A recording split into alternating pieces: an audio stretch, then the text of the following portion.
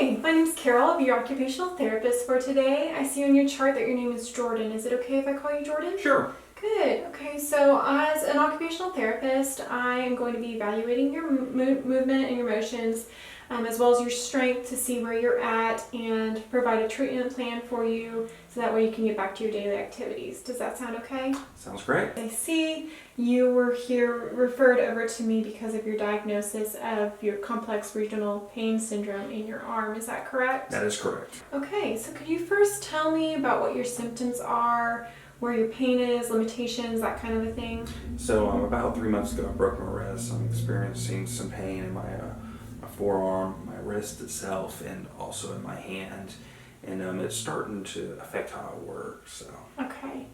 Okay, and on a scale of 0 to 10, with 0 being no pain and 10 being as much pain as you've ever handled before, what would you say your pain is at this time? I'd say about a 3. A 3. Okay, good to know. Okay, so like I said, we're going to evaluate and test your range of motion and your strength so that we can put together a treatment plan. First, I kind of want to see where you're at as far as your movements go. Okay, so if I could have you go ahead and turn your palms up toward the ceiling for me so I can see where you're at. Okay, can you go ahead and raise your hand up toward the sky? Okay. What about, can you make a fist for me? Okay, good to see. Good, okay. Alright, so we're going to go ahead and start by testing and measuring your forearm movement. Okay, so if I could have you go ahead and put your feet flat on the floor. Is that comfortable for you? Okay. I'm going to place the goniometer on the pisiform of your left hand. And what I want you to do is I want you to twist your palm toward the ceiling. 0 to 80, active range of motion. And then I'm going to come back and I'm going to do it for you.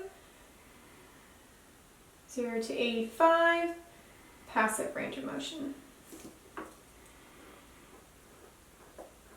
Okay, next we're going to test the strength of your supinator muscle. And so what I want you to do is in gravity position, I'm going to have you go ahead and just test and initiate movement against gravity. So if I could have you twist your palm toward the sky and hold it there for just a couple seconds. Good. Okay, so because you're able to do that, I'm now going to hold here and provide resistance here. What I want you to do is I want you to twist your arm again like you just did, and I'm going to provide resistance. Okay, good. So because you were able to push against resistance once in gravity position, you are a grade of 4- for that muscle.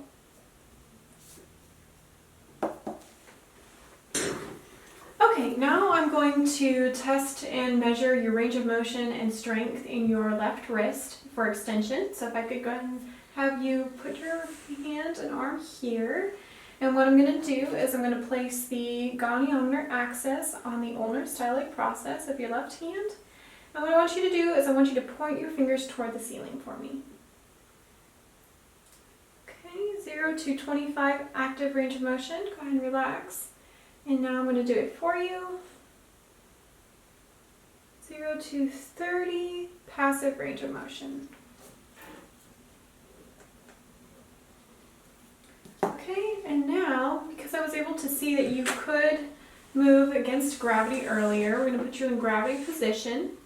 And in this position, if you could hold your arm up, go ahead and lift your hand up and your fingers toward the ceiling. Okay, because it was incomplete range of motion against gravity, you are at a 3- for your ECRL, ECRB, and your ECU muscles. Alright, so now go ahead and relax. We're going to test your finger MCP flexion. So could I have you place your hand here for me? And I'm going to place the goniometer axis on the dorsal MCP joint, just about here. And I want you to see if you can try to move your hand at all into a fist. Okay, so I don't see much movement there. So we're going to go ahead and say that's 0 for active range of motion. But let me see if I can do it and help you out. Okay, so we really get to 0 to 45 with passive range of motion, which means I believe that there is some atrophy in your fingers. Okay, so now we're going to test your muscle strength of your lumbrical muscles. And what I want you to do is see if you can move them for me. Make a fist. Yeah, I don't see much movement there, so if I were to palpate, I would palpate the lumbrical muscles, but those are actually non-palpatable. So we're going to go ahead and say that you're at a 0 for muscle strength in your MCP flexors. And that's it.